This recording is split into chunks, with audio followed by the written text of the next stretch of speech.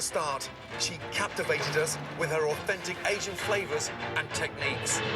Do you know what I'm going to give you? A white apron. A white apron. I'll come and get it. Not many believed she could make it this far. With so many obstacles to overcome. Fire! Can you help me? It pierced me. I'm not here to just be an inspiration, to be a gimmick, you know? I want to be taken seriously. The flavor's amazing. Yes, Chef. You've got to believe in yourself more. She staked her claim for the title by relying on her instincts and her palate. It's a Vietnamese dessert. This is a smart use of spices. It is wildly flavorful. You cook like an angel. My life would change if I win this thing. I can finally have my face on a cookbook and open restaurants and cafes. Wow. Visually, Joe, Glenn, can you have a look at that, please? I mean... Looks like the one that was up here at the demo house. Extraordinary. The fish is beautiful. It's cut perfectly. You've got the right amount of passion fruit. How do you do this? It takes a lot of memory. Obviously, I have to use that instead of my vision, so it's about using all the other senses and just focusing. All the components together harmonize, and it's delicious. Super proud of you being able to do this at this level, and good job. Thank you so much, Chef.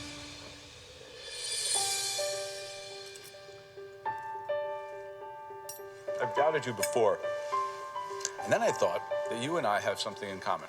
When I taste wine, which is not so visual, I see things.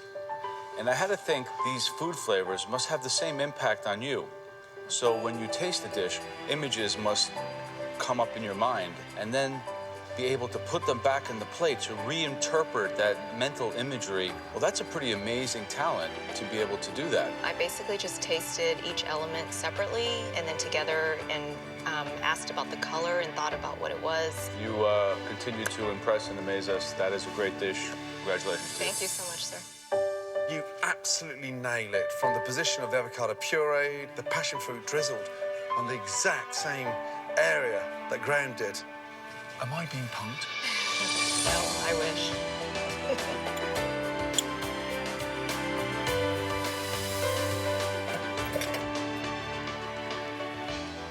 It's delicious. Thank you. Yeah, I'm for the first time in this competition, to be honest, Christine,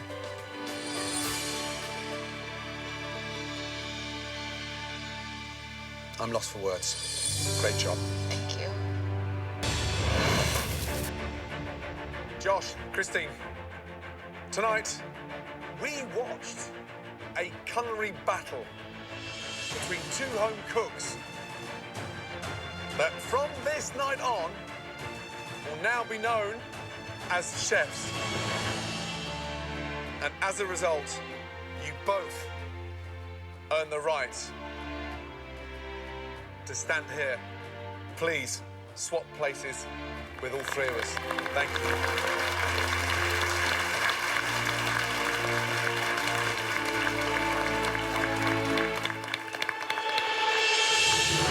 This, honestly, has been the most difficult, the most compelling decision we've ever had to make in the history of MasterChef. Both of you exceeded our expectations. As you know, there can only be one winner.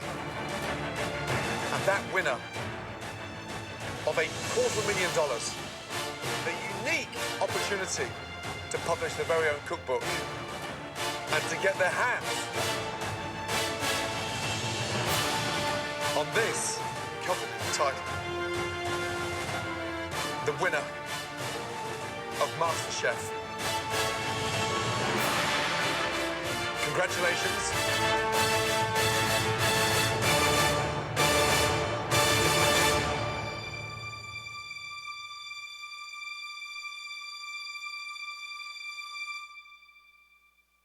Christine.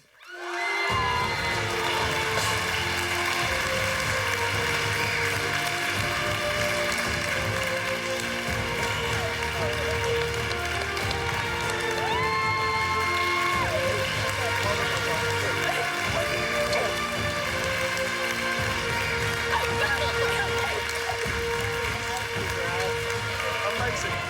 Ladies and gentlemen, MasterChef Christine Ha.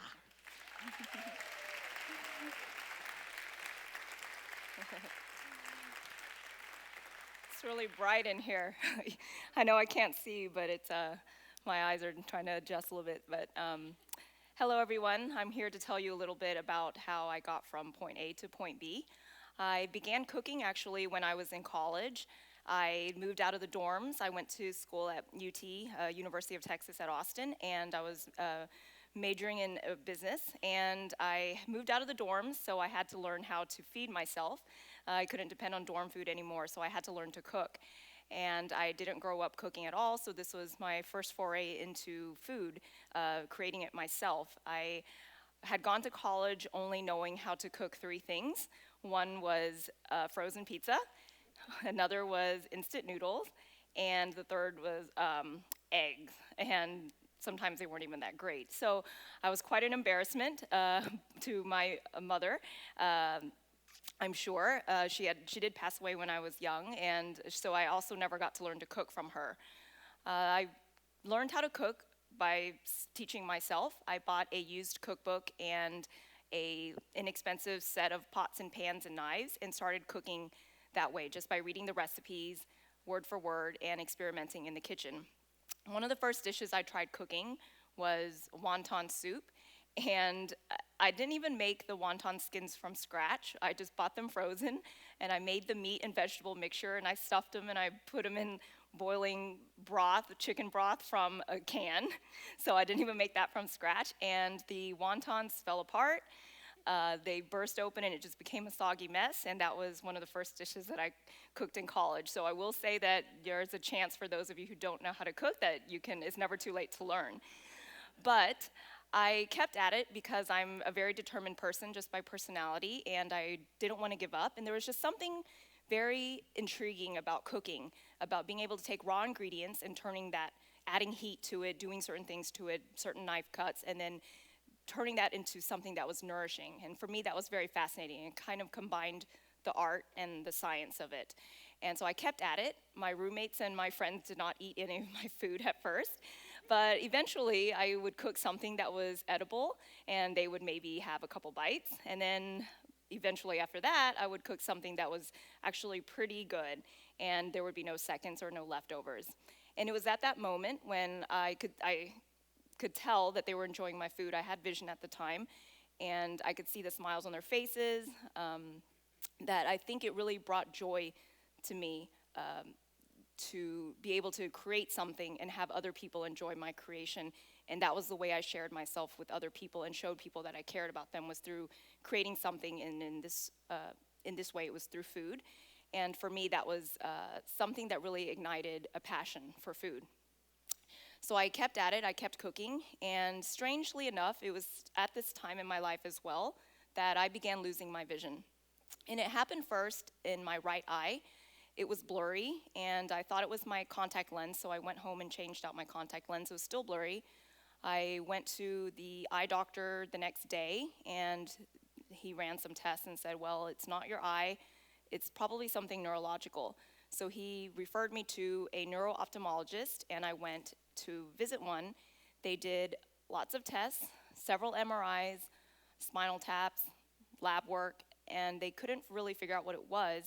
They thought at the time that it would be multiple sclerosis, because usually when your optic nerve sort of inflames like this, it's usually a sign of MS. And that was what happened, was my optic nerve was inflamed. So my eye was okay and my brain is okay, but the doctor explained it that the nerve that was connecting my eye to my brain was not transmitting the image that my eye was taking in. So it was an inflamed optic nerve, and they thought it was MS, but they couldn't find the traces in my MRIs or any of my tests. So they didn't know what it was. So I wasn't fully diagnosed correctly at the time. They just pumped me full of medicine and hoped that it would get better, but it didn't. But I got used to being able to see out of just my left eye, and there was a little bit of change in depth perception, but I could still drive, I could still see the board from the back of the classroom, things like that. I could still walk, everything, and that was completely fine. After I graduated college, I started working, and that was when my health started deteriorating. And my immune system started attacking my neurological system, so I knew that much, that it was an autoimmune condition. and I started experiencing more blindness in both of my eyes, more optic nerve atrophy, and then it started affecting my spine as well. So there was a time about a year and a half after graduating that I experienced first numbness in my feet, then it started creeping up, numbness in my legs, and then over a course of 4 days, I was completely paralyzed from my neck down. And I was hospitalized and underwent a lot of therapy, physical therapy, occupational therapy, a lot of medication, and I had to leave my job at the time. And it was a difficult time in life, especially because even through all of this, I was dealing with the paralysis. I also was experiencing more vision loss. So there were extended weeks when I would just be laid up in bed and I couldn't see, I couldn't move, so I couldn't sit up, I couldn't feed myself, I couldn't use the restroom by myself, I couldn't shower myself, and also not being able to see. It was very, if you can imagine, quite boring. And the only way I made it through, I really think, aside from having really good community around me, family and friends, I found a lot of solace in audiobooks. I couldn't watch TV, obviously I couldn't play board games, so the only way to pass the time was to listen to audiobooks. And that reignited my love for literature. I've always grown up being an avid reader, and I loved writing, I loved reading, but I never pursued that as a career or a vocation. But at this time, I think literature and books were what really kept me going and helped with the boredom aspect. And once I started, after a lot of the physical therapy, I started getting some feeling back in my hands, and then I was able to sit up by myself, so then I would sit at the computer and I would use 2 fingers to start typing and journaling about what it was like to experience what I was experiencing. And it was a way for me to have catharsis on this matter. I think just to be able to write it out and journal how I was feeling, what I was going through. And eventually those pages turned into a personal essay, and then I really found that writing was fulfilling. And so I decided to change my entire vocation, and I tried to go back to school, and I did, and I went to go get my master's degree in creative writing with the help of the Division of Blind Services in Texas, where I'm from, where they help you with independent living skills. And also with that, I was able to get into the kitchen and cook again, because I really loved cooking and I was getting good at it, but I thought it was going to be something I would have to give up, not being able to see. And I remember it was difficult because there was one year, maybe about, I think right outside of college, I cooked an entire Thanksgiving meal for my family, an extended family. And then the year after that, my vision had deteriorated and I couldn't even make something as simple as a peanut butter jelly sandwich. And I remember getting the peanut butter and the jelly all over the counter and not being able to align the 2 slices of bread together neatly. And that moment was such a memorable breakthrough moment for me, because I think that was a very low point for me. And I remember throwing away that sandwich and just being utterly upset and crying and just thinking, like, I can't even make a peanut butter jelly sandwich. Like, how am I ever going to cook for myself? How am I ever going to do something that I was once very passionate about? But like I said, I was very determined, and I persevered, and I learned how to cook again with certain adaptations in my kitchen. My kitchen, a lot of people ask me, it looks like any other kitchen, but if you look closely, there might be a few things. I'll have like little stickers marked on my stove knob, so I'll know where the medium heat level is, and there's buttons on my oven because it's like a flat screen. But other than that, I use normal knives. I don't use knife guards. Measuring liquids can be a little bit difficult, but I use my hands a lot. So if you ever eat any of my food, just know that my hands have been in it, but I promise that they're clean, because hygiene is important. But I learned to cook again, and I went to school, and I think I'm very fortunate in that I'm able to do something that I really enjoy and that I really love. And in my last semester of graduate school, actually, was when I decided to be a masochist and try out for MasterChef.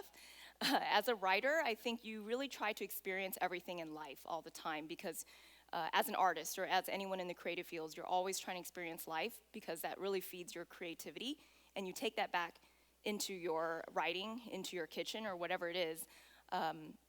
and you learn from it, and you feed from that, and you create more. So for me, trying out for MasterChef really wasn't something that I took that seriously. It was kind of something that my husband encouraged me to do because he's a Gordon Ramsay fan. And I just figured, well, I'm gonna go try, and I'll probably be back in a week because I'll get kicked off, but it'll be an interesting experience to learn from and to write about later. But I didn't expect to be there as long as I did, and I sure as heck did not expect to go all the way, but I did, and that did change my life. And after that, as part of the prize, I was able to write a cookbook, and the cookbook kind of marries the two things I really love in life, is words and food. So I was able to write stories behind the recipes and obviously share my food with people who read the cookbook and cook from it. So for me, I'm really fortunate, like I said, to be able to do the things that I love. And I think that's what's really important about success, is remembering that different people have different definitions of success, but for me, I think true success is achieved when you find a vocation that is the intersection of your talent, your passion, and your opportunities. And I think you need to find that sweet spot where all three of those things intersect, and that's when you will find a vocation that's very filling and true success in life. So it's your passion, your talent, and opportunity. So, you have to be good at something, you have to enjoy that, and there has to be a desire or a need in the world for that. So that's the opportunity. So I think for me, that was something I learned over the years, and I'm blessed to be in that position and to be given this platform now to be able to stand up here and speak to people, inspire them about my life story. And I feel fortunate for that, and to be an advocate for those who are often socially marginalized, whether it's the vision impaired, the disabled, women, Asian Americans, whatever it is. I feel very fortunate to have my vocation be even bigger than food and writing, is to inspire people all over the world. So I really think that the challenges in my life were definitely difficult, and I survived them. And I think sometimes it takes challenges in life, like going blind, to make you really be able to see what and where and who you're meant to be. Thank you very much.